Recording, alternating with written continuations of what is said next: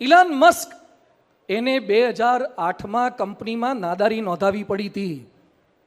ટેસ્લાની અંદર એને બહાર કાઢવા પડ્યા હતા, છતાં પણ એ મસ્કે મહેનત કરી.